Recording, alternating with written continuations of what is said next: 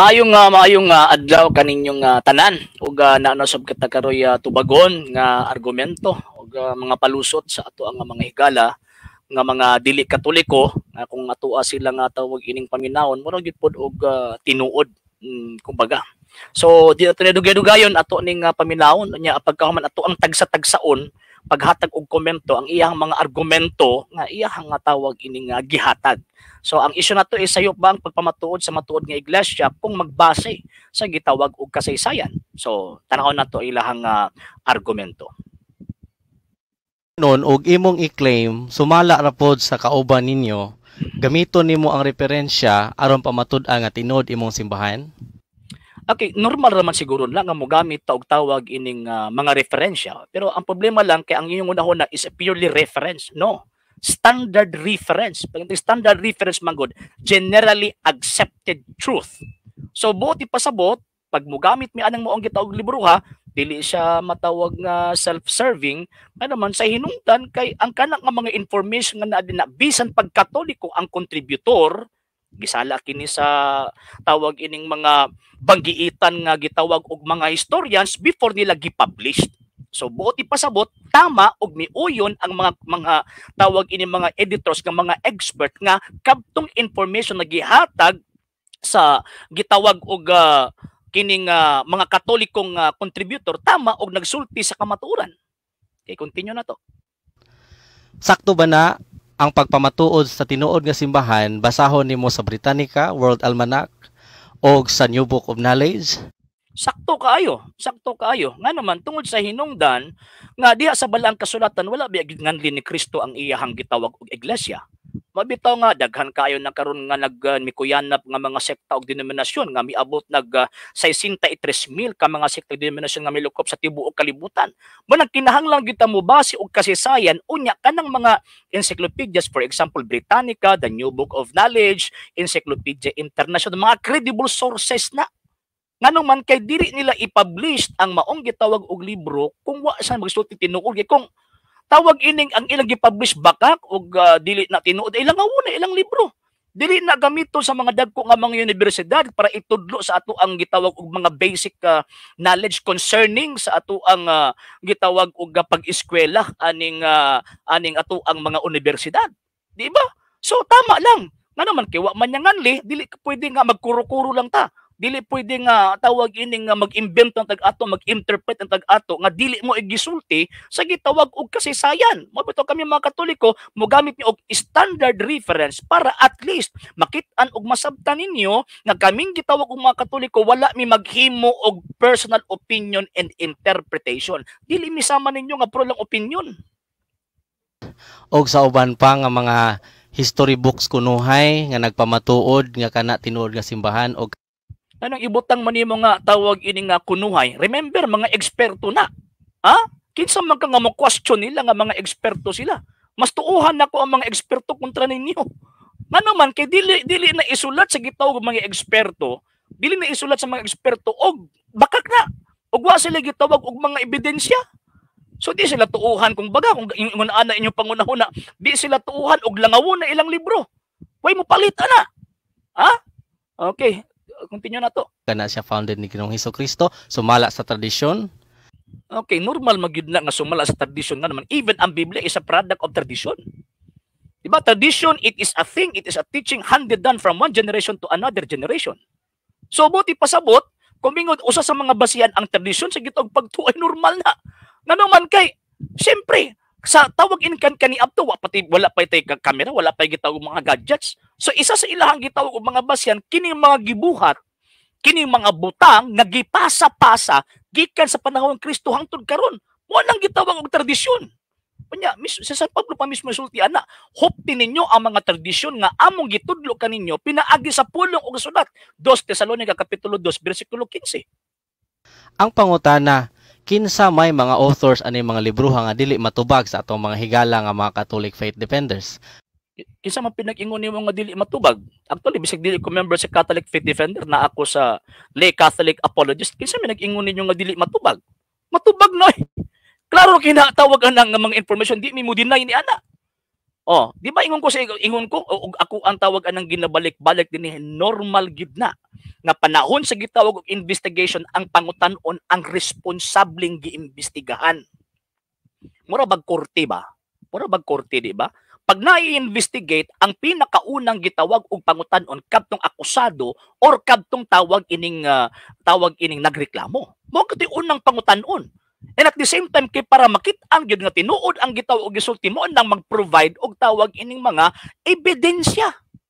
So, siyempre, ang unang muhatag, ang unang mo contribute sa gitawag og information, mismo ang mga Katoliko. Nganong man kay siya may gipangutana. Tinuod ba kini imong iglesia tinuod niya nga iyan ni Ginoong Jesucristo? O ko siya, oh yes. Kinaami tawag ining ebidensya. Mo ni ang kasaysayan kani adto. O gidawat sa gitawag og mga contributor. Sa mga editors pagkahuman gitan-aw tan-awon ang gitawag mga ebidensya gipanggamit nga ilahan nang i-trace. So kay ilahan man gitawag og matrace ka tinuod nimo nang ilahang gi-publish. Di ba? Alag-alag ka mo ang pangutan-on nga wala man sa inyo ang titulo naman sa simbahan Katolika. Kung kinsay contributors, unsay background sa contributors ani nga nagsulat ana nga founded na sila kunuhay kana nga simbahan, founded ni Ginoong Hesus. Ngano mo di ay unsa ba di ang tawag inong contributor dai dito ta magbase contributor? Dili oy. Dito ta magbase sa gibasihan sa contributor. Sa katong information nga iyahang gisubmit. Ani man gud ba? Ang una-una aning tawag ini mga dili Katoliko. Komo ang nag-contribute Katoliko, yung adi mo tuan na kay tawag ining bias na wrong, mali. Di ba? Ako example gagina normal gyud na nga ang pinakaunang pangutan-on sa panahon sa gitawag investigation ang responsable nga giimbestigahan. So, siyempre kay usa man ka established society ang simbahang Katoliko. So ang pinakaunang pangutan-on ang Katoliko. Dili kamo ang pangutan-on. Pagkauman ana tan-awon sa tawag ining mga investigator kung tama ba ni ang ebidensyang gipang-submit sa gitawag og contributor. So tan-awon nila oy naa mo gyud tinuod mo nagi-publish nga kini Iglesia Katolika tinuod nga iyan ni Kristo nya dili pud nila pwede nga i-discredit nila kadtong ilang gipangutana. Mo nang ibutang gyud nila nga mao ni ang contributor. Pero amo aning gi-edit buot ipasabot gitan-aw nila ang mga ebidensya nga kining contributor wala magsulti og bakak. Maniwa masabti ninyo eh. Di man sila makatubag ano man masakpan man sila nga self-serving ang ilang gigamit nga mga ay wrong, mali. Ang self-serving manggod kana magsira kag yawit puro lang opinion wa kay gibasihan. Mo na self-serving. Mura bag ka na para sa inyo haba nga kamo for example kanang inyong pondok ito ka bang Kristo gito ko gimi Kristo kay kami nagsunod mi sa Biblia mao na tarong self-serving. Ngano man puro lang mo opinion. Walay ebidensya. Ang Katoliko mabutag gipangutana sa publishing company concerning sa information sa simbahan Katolika naka-provide mag-ebidensya, naka-provide magtitulo, subuot ipasabot gi-published ngano man tungod kay dili siya self-serving naa say ebidensya. Yun, di ba? referensya mao na nga dili og ila ginang likayan kung pangutan-on nimo kung kinsay author, kinsay contributor anang nagsulat ana nga founded ni Ginoong Hesus sumala sa tradisyon ng Roman Catholic Church.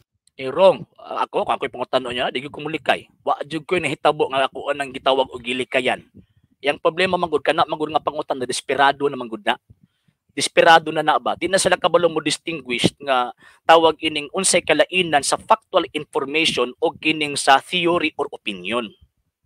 Okay lang unta kung gisulat dito nga ang contributor naghimo sa iyang opinion. Iklaro biya na sa tawag ining mga encyclopedia sa kini opinion ni, kini theory ni. For example, katong Darwin's theory, Charles Darwin's theory, di ba? Si manahitabo, iklaro nila nga kini mo ni ang theory ni Charles Darwin. Karon, mingon mga opinion na sa tawag anang writer kay gusto sa writer nga muo nay tawag ining isulat. Pero nganong tawag ining gi-publish man la, nganong man kay tungod kay naka-provide ang writer, naka-provide ang contributor og titulo. Naka-provide ang writer, naka-provide ang contributor og ebidensya nga kamo mismo di mo makabungkag ana. Nganong man kay wala man mo anang panahon na. Simbang Katolika tanang gitawag og ebidensya na circumstantial, documentary, tawag anang prima facie, naata ng ebidensya niya. Mao nay pangutana nganong inyo nang gigamit tungod kay gusto mo nga ilaron ang mga tao. ay mali. Gamit din mo encyclopedia pagpangilad noon sa mga tao. Pagkabangag.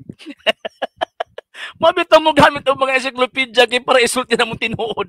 Naunsa ni mga tawanan ni. Baliktad ang inyong panguna-una. Baliktad, bali. Bali mo bitaw mo gamit og mga standard reference para ipaghata og pagpamatuod. Nga kining among understanding tinuod. Nga naman kay amo ang gibasihan factual.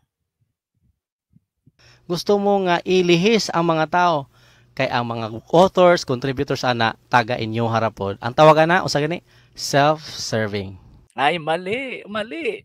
Di ba? Kapila na ako tawag ining gibalik-balik. Kapila na ako gibalik-balik. Mahimo siyang self-serving kung nagsigir kagyawit, wa kay ebidensya. Para sa inyo ba, sige ra mog yawit, sige ra mog tawag ining basa og Biblia, unya pagkahuman, o puro pud opinion ninyo inyo ang gipairal. Mali na, mo ni gitawag og self-serving. Pero ang simbahang Katolika dili ingon ana.